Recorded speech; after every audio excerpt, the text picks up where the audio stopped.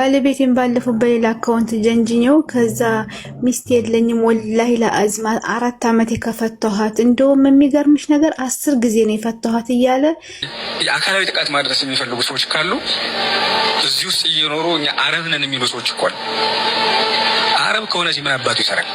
አይሄድም። ኢትዮጵያን የአባታቸው ንብረት አድርገው የሚያዩ አካላት ሙሉ ሙስሊሙን አረብ ነው ብለው ነው የሚያስቡት። አያችሁ ስሙት እስቲ የሚለው በሀያት ላይ የአካላዊ ጥቃት ማድረስ የሚፈልጉ ሰዎች ካሉ እዚህ ውስጥ እየኖሩ እኛ አረብ ነን የሚሉ ሰዎች እኮ አረብ ከሆነ እዚህ ምን አባቱ ይሰራል? አይሄድም። እበት ብለ አባትህ ቤት ለግብርና ያመጣ ያለ መሰለን ወይስ ደግሞ አንተ ኮንቲነር ላኪና አስመጭ ከቻይና ከአሜሪካ እንደይቃ ጭና ያስመጣው የመጣ ሰው ያለ አይመስልም። ገደል ትሄዳለህ አንተ አብረህ ወደህ ፈቅደህ ተስማምተህ ተዋደህ ትኖራለህ። እሺ እንደ ሀያት አይነት ማይጠቅሙ ሰዎች እንደነዚህ አይነት ሰዎችን አሁን ይሄ ኢንተርቪው ላይ ታችሁታል። አረቦች ከሆኑ ለምን ወደ መጡበት አይሄዱም አይነት ነገር አስተሳሰባቸውን አላማቸውን ፍላጎታቸውን እንድናቅ እንደ ሀያት አይነት ተሳሳች ሰዎች ሲመጡ የተኛው ኡማ ይነሳል ይነቃል ማለት ነው። አለበለዚያማ እኮ ተኝተናል እኮ አናቅም እኮ እኛ ሀገሪቷ አጠቃላይ የኔ አባቴ ርስት ናት ብሎ ትግል ውስጥ የገባ ቤተ እምነት ውስጥ ገብቶ ሚዲያውን እንደ መሳሪያ ተጠቅሞ የሚዋጋ ኃይል ነው። አሁን ይሄን ግለሰብ አያችሁት? የሱን ሐሳብ የሚደግፉ ሚሊዮኖች አሉ። የግለሰብ ደረጃ በግለሰብ ደረጃ ማለት ስለመስጠት ብቻ ሳይሆን እሱን የሚከተሉ የሚደግፉ አደገኛ ሰዎች አሉ፣ እያየን ነው። ስለዚህ እንደዚህ አይነት ሰዎችን እነዚህን በአጠቃላይ በጥንቃቄ መጠበቅ ያስፈልጋል። በዚች በሀያት ዙሪያም ደግሞ መጣራት ያለበት ነገር ተጣርቶ በህግ መሄድ ያስፈልጋል። እነሱ አይታችኋል ምን ጊዜም እንደ ጅራፍ ናቸው፣ ገርፈው ይጮሃሉ። ይሄ ከድሮም ሲባል የነበረ እኮ ነው። ማልቀስ ያውቃሉ፣ መናገር መጮህ ያውቃሉ። ሁሉ ነገር በእጃቸው ነው። ከድሮ ጀምሮ የተካኑበት። እስልምናን ግን ከሃይማኖት ሳይሆን የምንቆጥረው በጣም ወግ አጥባቂና የሰዎችን ነፃነት የሚገፍ አላስፈላጊ እምነት ነው። ሲጀመር እስልምናን እንገባበታለን አይደለም ማለት ነው። አንፈልገውም፣ ጭራሽ አንፈልገውም። እግዚአብሔር የተመሰገነ ይሁን። እንግዲህ ከጊዜ ወደ ጊዜ እስልምና ውስጥ ያሉ ሰዎች በጣም ለውጥ እያሳዩ ነው ያሉት። እስቲ አስተዋይ ሰው የሚለውን ሰው እስልምናን ግን ከሃይማኖት ሳይሆን የምንቆጥረው በጣም ወግ አጥባቂና የሰዎችን ነፃነት የሚገፍ አላስፈላጊ እምነት ነው። ሲጀመር እስልምናን እንገባበታለን አይደለም ማለት ነው። አንፈልገውም፣ ጭራሽ እንደውም ሞር የምንፈልገውኛ እስልምና ውስጥ ያሉ ሰዎች ሌላ እምነት ቢከተሉ ነው የሚሻለን እስልምናን ከሚከተሉ። ምክንያቱም እስልምና ውስጥ ያሉት ህግጋቶች ያሉት ሰዎችን ስናያቸው ምናምን ለኛ የማይነግሩ እነሱ ብቻ የሚያውቁት አንድ ነገር አለ ብለን እናስባለን።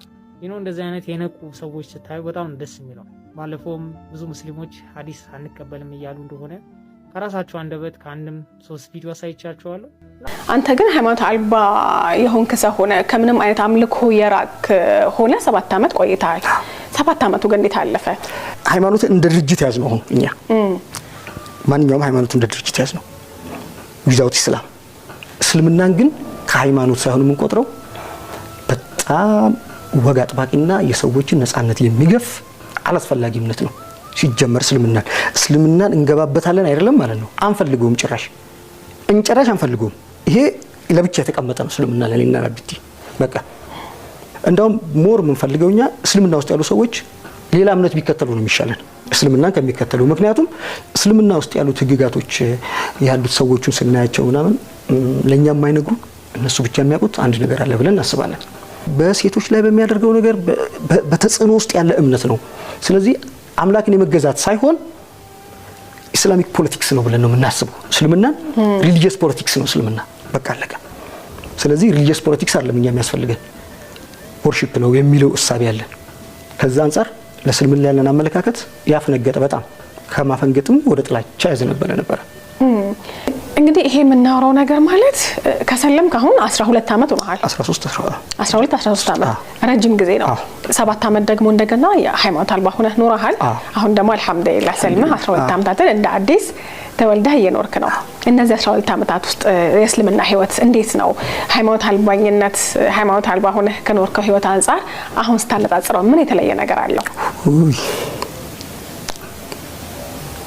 አሁን እንደዚህ ልብህን ሰቅዞ ያዘው ስሜትን ያመጣው እስልምና ውስጥ በመኖርህ ነው። ለምን ቢቀርብህና የራሴ እውነቴ ብለህ ይኖርከው ሃይማኖት አልበኝነት ውስጥ ነው ማሰብ ማልፈልግ ህይወት ቢያል ማለት እንደዚህ እንሳ ማሰብ ራሱ ማለት እንደዚህ አይነት ሐሳቦች ራሱ አልፈልጋቸውም እንጂ ከእስልምና ውጪ ህይወት አይታሰብ ብንችል እኮ ማለት ነው ዓለም ሁሉ ቢሰልም ደስ ይለናል። ግን ያላ ፍቃድ ሲሆን ነው በሚል ነው። ለምን ያለንበት ደስ የሚልን ህይወት ቢያውት ብለን እኮ ነው እንጂ ምን ያደርጉልናል ስለመጡ ሁሉም እኮ ለነፍሱ እኮ ነው አይደል? ግን ደስ ይላል በቃ ይሄንን ነገር ቢያውትና መልካም ነገርን ስለምንመኝ ለሰዎች ይሄን መልካም ነገር ለምን አያውቱም መጣው የሚል ነው እኮ ጉጉታችን። አላህ ስለፈቀደ አልቆጭባቸውም እነዛን ህይወቶች። እንደዚህ አይነት አመለካከትም የለኝም በተፈጥሮ በቃ በዛ ውስጥ ለፍ ብሎኛል ሲጻፍልኝ ያለ ተጻፈልኝ ዛሬ አግኝቻለሁ ቢያመልጠኝ ነበር የሚቆጨኝ እና ግን አንዳንዴ ደግሞ በቃ ምን አለበት ስምና ቤተሰብ ውስጥ በወልድ ኖሮ ደግሞ ምን አይነት ሰው ነበርኩ ብዬ አስባለሁ። እኔና ቤት ያውን ቁጭ ብለን ማለት ነው እና ይሄን የመሰለ ነገር ነው እንዲያባከኑት እና አንዳንድ ቀን እና ደስ ይላል። የአካላዊ ጥቃት ማድረስ የሚፈልጉ ሰዎች ካሉ እዚህ ውስጥ እየኖሩ እኛ አረብ ነን የሚሉ ሰዎች እኮ አሉ። አረብ ከሆነ ምን አባቱ ይሰራል? አይሄድም። የኢትዮጵያ ሙስሊም በታሪክ አረብ ነኝ ብሎ ያቀም ኢትዮጵያዊ ሙስሊም ነኝ ኢትዮጵያ ሀገሬ ናት የሚል አማራውም አማራ ሙስሊም ነኝ ኦሮሞም ኦሮሞ ሙስሊም ነኝ ስልጤውም ጉራጌውም ትግሬውም ትግሬ ሙስሊም ነኝ ኢትዮጵያዊ ነኝ ሀገሬን እወዳለሁኝ በሀገሬ ላይ መብቴን አትንፈጉኝ ያለ እንጂ አንድም ቀን አረብ ነኝ ብሎ አያቅም። አረብ ናችሁ ያላችሁን እናንተ የኦርቶዶክስ ደብተራ ጽንፈኛ ነገስታትና ኢትዮጵያን በእጃችን የሰራናት እኛ ነን የምትሉ ጽንፈኞች ኋላ ቀሮች ናችሁ። ኦኬ አይ እስልምና ያረብ ነው ያላችሁ እኛ ስታሳድዱን የምትገሉትንም ገላችሁ የምትቀሙትንም ስትቀሙ የኖራችሁ እናንተ እንጂ የኢትዮጵያ ሙስሊም በታሪክኒ አረብ ነኝ ብሎ አያቅም። ሲቀጥል ሁሉም ሃይማኖቶች በሰሜን በኩል ወደ ኢትዮጵያ ገቡ። እኛ ኢትዮጵያውያንን ኢትዮጵያ ሆነን የተቀበልናቸው። ለምሳሌ ክርስትና የመጣው ከግሪክ ነው። እናንተ ግሪካዊ ነህ ሂድ ግሪክ ብልህ ትሰማኛለህ? ሮማዊ ነህ ሂድ ወደ ጣሊያን ወደ ሮም ወደ ግሪክ ሂድ ብልህ ትሰማለህ? አይ እኔ ኢትዮጵያዊ ነኝ ሃይማኖቱ መጣ ተቀበልኩኝ ነው። በሆነ አጋጣሚ ኦርቶዶክስን ራሴን አገኘሁኝ ኢትዮጵያዊ ነኝ ነው የምትለው። ሶ በሰሜን በኩል የመጣው ክርስትናውም አይሁዱም እስልምናውም በሰሜን በኩል መጣ።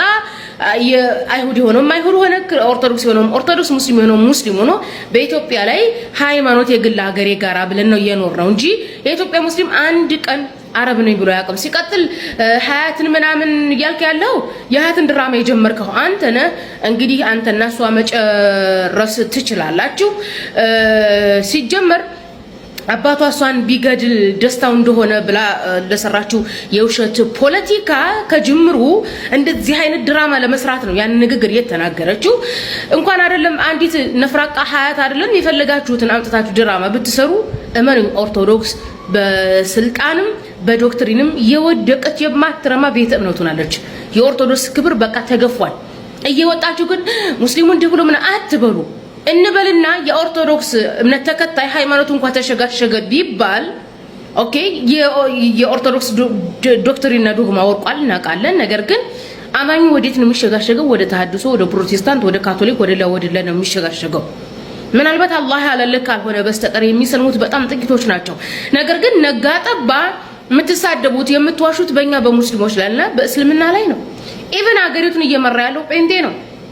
ሀገራችሁ ላይ በቤተ ክርስቲያን ላይ ትልቅ ፈተና የሆነው ተሐድሶ ነው። ወጣችሁ ግን ስለ ሐድሶ ስለ ተሐድሶ አትናገሩም። ወጣችሁ ስለ ፕሮቴስታንት አትናገሩም። ወጣችሁ ስለ ኦንጂስስ አትናገሩም። ወጣችሁ ስለ አህዳዊ ክርስቲያኖች አትናገሩም። በነገራችን ላይ በዚህ ሰዓት ትልቅ ቦታ የሚገኘው ፕሮቴስታንትም የደበረው ኦርቶዶክስም ስህተት መሆኗን የተረዳ ክርስቲያን አህዳዊ ነው የሚሆነው። በዛው አጋጣሚ አህዳዊ ለምትሆኑ እንትን ነው በደንብ አድርገን ወንጌልን በመስበክ እንረዳችኋለን። አህዳዊ ሆናችሁ ከነዚህ ጽንፈኞች ገላግሉን። ኦኬ በሀያት ላይ ባለቤቴን ባለፈው በሌላ አካውንት ጀንጅኘው ከዛ ሚስት የለኝም ወላሂ ለአዝማ 4 ዓመት የከፈተኋት እንደውም የሚገርምሽ ነገር 10 ጊዜ ነው የፈተኋት እየማለ 3 ቀን ከዛ መጨረሻ ላይ ነገርኩት። እኔ ወይና ያለው እሱ ኢትዮጵያ ነው ያለው። ወቀስያ ወይና ያለው እሱ አንቺ የት ነሽ? እሱ አንቺ የት ነሽ? እሱ ኢትዮጵያ ነው፣ እኔ ሳኡዲ ነኝ።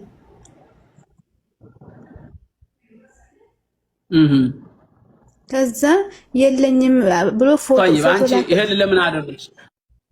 ሁሉ ጊዜ እኔ ጋር ሲያወራ አሞኛል፣ ደክሞኛል፣ በጣም ስራ ቢዚ ነኝ ይላል። ይሄማ የኢትዮጵያ ወንድ ሁሉም ጸባው እንደሆነ እሺ፣ ቀጥል። ዛሬ ደም ግፊቴ ደግሞ ተነስቶብኛል፣ እስኪ ብስጭት እያለኝ ነው ይላል። ከዛ አሞታል እያልኩኝ በቃ አንተ አልደውልበትም። ከዛ ሌላ ሴት መስዬ ሳወራው ደግሞ ምንም አይተኛ፣ በቃ ዝም ብሎ ያወራል በጽሁፍ። ሲደውል ደግሞ ጓደኛዬ ታወራዋለች። ከዛ የኔ ፍቅር ታዲያ መቼ ነው የምትመጪው? እኔ ጋራ ሲሆን ችግር ብቻ ነው የሚያወራው፣ ኑሮ ውድነት ነው የሚያወራው። ከዛ ጅንጀና ሲሆን ደግሞ የኔ ፍቅር እርዚቁ ባላህ እጅ ነው፣ ነይ ቶሎና እዚሁ እንጋባ እሺ፣ ትዳራችን ይሻለናል ይላል። ከዛ 3 ቀን ከጀነጀንኩት በኋላ እኔ እኮ ነኝ የጀነጀንኩህ። እንግዲህ ደግሞ ሲያወራ ምንድነው የሚለው?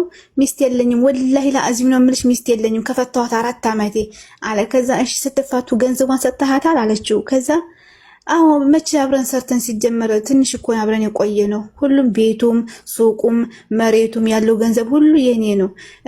ብር አልቸገረኝም። በቃ ደስ የሚል ሐላል ትዳር ነው የናፈቀኝ። የኔ ፍቅር ነው ይልኝ እሺ ይላል። ከዛ እሺ ብር ቆይ ሱቅ አላችሁ እናንተ? ሱቅ አላችሁ? ሱቅ ካለው አንቺ ለምን ተሰደርሽ? ባልሽ ጋር እዛው አትቀመጭም ነበር? ሱቅና እንዴ ብር ካለ ለምን መጣሽ? እኔ ነኝ እኮ የከፈኩት። እዚህ 10 ዓመት ከተጋባን 10 ዓመት ነው አዲስ አበባ የከፈኩለት። በአንቺ ብር ነው የከፈተው? እዚህ አብረን ነበር። እሱ ተይዞ ሲገባ አንድ ልጅ ነበረን። ልጁን ይዞ ገባ። እኔ ደግሞ እዚህ እየሰራሁኝ ቤቱንም መሬቱንም ሱቁንም ነኝ፣ ሁሉም ነገር ነኝ። ከዛ ሁሉም የኔ ገንዘብ ነው እና ይልኝ እኔ ሐላል ትዳር ነው ያማረኝ ይላል። ከዛ ሸኹና ሁሉ ነገር ታሱ ይሄንን ሲልዩ እናቴ አሁን ይሄንን ሲልሽ ስታዋሪው እንዲህ አድርገሽ ፎቶ ላኪ በቪዲዮ ልሽ ምን አይነት ነሽ? ጥቁር ነሽ? አረንጓዴ ነሽ? አይልም እንዴ? ዝም በደፈናው እንደሚያወራው እና ምን ላክሽ? ቆንጆ አንድ ተምታምሪ ከፌስቡክ አምጥቼ ላኩለት። አውርደሽ ሌላዋል። አዎ ከዛ አቤት ስታምሪ አንደኛ አለ። ከዛ ያንተ ላክልኝ ብዬው ማለት ነው። በጧት ተነስቶ ጺሙን አስተካክሎ በቃ እንዴ ወላሂ ቆንጅዬ ሆኖ ላክልኝ። አሁን እኔ ፎቶ ላክልኝ ስለው ማለት ነው ዝም ብሎ የማይረባው ላክ እያደረገ የማያምር እንዲ አይሰለጥንም እያልኩ ዝም አለው። ጅንጀና ሲሆን አማምሮ ተኳኩሎ ላክ አረገልኝ ወላሂ። ከዚህ ከ4 ቀን በኋላ 3 ቀን ጀንጅኝ ድምፁን ከቀዳው በኋላ እኔ ነኝ መቼም ወደድክም ጠላህም እኔ ነኝ ያስጀነጀንኩህ። ካሁን በኋላ ኒካ የለህም አልኩት። ለምን 10 ጊዜ ነው የፈታኋት። 10 ጊዜ ስለፈታኋት ኒካ መመለስ አልችልም፣ ቆይቻለሁ 4 ዓመት ነው ምናምን ስላለ ከዛ እኔ መሆኔን ሲያቅ አረ ረጃአቱ ብዬሻለሁ አለኝ። የዛኑ ቀን ማለት ነው 10 ጊዜ ፈታሁ እያልክ ነው እንደ ረጃአቱ የምትለው? ሲጀመር አልፈልግህም አልኩት። 10 ጊዜ እንደማይቻል ስለማቅ ነው እንደዛ ያልኩት አለ። እና አብሬ መኖር አልፈልግም፣ ያው ገንዘቤን ተካፍዬ መውጣት ነው የምፈልገው። እና የእሱ ኒካህ አለ ወይስ የለም? እንደው ከባድ ነው እንጂ አሁን ይሄ አንደኛ ነገር አንቺም ትልቅ ስህተት ሰርተሻል። ጥፋትሽ በሸሪዓው እንደዚህ አይደረግም። ሚስት ባሏን በእንደዚህ አድርጋ በሰው ሌላ ሴት ነኝ ብላ እንደዚህ ነኝ ያለ ከፌስቡክ አውረደሽ ቆንጆ ሴት ስትልኪለት አንቺ ለምሳሌ አሁን ድጉልጉል ልትሆኚ ትችላለሽ። ዝም ብለሽ ጎማዳ መልከሽ ልትሆኚ ትችላለሽ። እሱ ደግሞ አገኘሁ ብሎ ሀብትም ንብረትም አለ ብሎ ልቡ ዝቅ ይላል ማለት ነው። ይፈልጋል ወንድ ነውና እና ይሄንን ማድረግሽ ለባልሽ የወንጀል በር የከፈትሽው አንቺ ነሽ። ለምን ተብሎ ሰው አዳምጭ። ለምን አገባሽው ታዲያ? መጀመሪያ አግብተሽ አይደል ተስማምተሽ? ድሮ የሚጀነጅናት ይጀንጅና ሳይጀነጅን ታዲያ ተስማምቶ ተገባችሁ እንዴ? አዳምጭኝ። በመጀመሪያ ስርዓት ለባልሽ ወደ ብልግና በር እንዲመጣ ያደረግሽው አንቺ ነሽ። ሴት ልጅ የባሏን ጀዋል መጎርጎር ባሏን እንደዚህ ያደርጋል ብሎ ወደዚህ መሄዱ ይሄ ራሱ ትልቅ ወንጀል ነው። አላህ ወላ ተጀሰሱ ነው የሚለው፣ ወላ يغتب بعضكم بعضا። ይሄ መፈላፈል በማጋሄዱ ይሆን ምን አድርጎ ይሆን ይሄ ያደረግሽው ትልቅ ስህተት ነው። በኋላ ሲደነግጥ እንደገና ያው መልሽሻለሁ አልፈታሁሽም ቢልሽ፣ ስለዚህ ይሄ መንስኤው የጥፋቱ መንስኤ አንቺ ነሽ። ሌላ ቆንጆ ሴት አድርገሽ ልከሽ አማለሽ እሱን በጽሁፍ የሚያማምሩ ቃላቶችን በቴክስት አድርገሽ መጻጻፍሽ እንደሌላ ሴት ሆነሽ አሳማምረሽ ያው ሰውየው ፂሙን አበጃይቶ በደንብ ተስተካክሎ ፎቶ እስከሚልክልሽ ሁላ እንደገና ደምስ ግፋቴ መጥቶብኛል ስኳሬ ጨምሯል እስከሚል ሁላ እዚህ ሁላ ደረጃ ያደረሽው አንቺ አውርደሽ ከፌስቡክ ላይ በላክሽላት ሴት እውነት መስሎት ነው ማለት ነው። ስለዚህ ትልቁ ትዳርሽ እንዲበላሽ ያደረግሽው አሁን የሰው የፍታይ ሲተው አልፈታም ነው የሚለው የከፈትሽለቱን ሱቅ አልሰጥም ብሩ ሊልሽ ይችላል ሊከዳሽ ይችላል። ስለዚህ አሁን አንቺም እንደምታደርጊው እንደዚህ ያደረገ ነው ብለሽ ለቤተሰቦቻችሁ ንገሪና የሚቆጠብ ከሆነ የሚታረም ከሆነ ይሄን ጉዱን መረጃ ይዣለሁ ብለሻል አንቺ ቀርጸሻል ድምጹንም ምኑም ይሄው ባካችሁ እንደዚህ ያደረገኝ ስለዚህ ስርዓት የያዝ ባሌ ብለሽ ለቤተሰቦች አምልኪና ቤተሰቦችሽ እዛው አፋቱሽም ማኖሩሽም ያንን አድርጊ። ለእንግዲሁ ግን እባካችሁ ሴቶች ይሄን እንዲህ አይነት ነገር አታድርጉ። ጥሩ አይደለም። የራሳችሁን ህይወት ነው የምታበላሹት። የወንድ ልጅ ምን መላእክት አይደለም እኮ መላእክት አይደለም። ሰው የተሻለ ነገር ሲመጣ ሁሉም ይመኛል። የለኝም ሚስት እንደው ሰው እንኳን ሚስት አይደለምና ሚስትን ያህላል ጸጋ አይደለም። ሰው ከየመስጂዱ ከየሆነ ቦታው ከየሱቁ ወለቅ ሲደረግለት ሸበት ጫማ ያለው እንትን እስኪቸር ጫማ ሰርቆ የሚሄደው ለምንድን ነው? የተሻለ ነገር ከሆነ ብሎ ነው እኮ ሰው ጫማ ይሰርቃል እንኳን ሚስት አይደለምና። ስለዚህ ጥፋቱን የሴቶቹ የእናንተ ነው። እንደዚህ አይነት ነገር መደረግ የለበሽም ማድረግ የለብሽም። ሴቶችም ተጠንቀቁ በትዳራችሁ ላይ።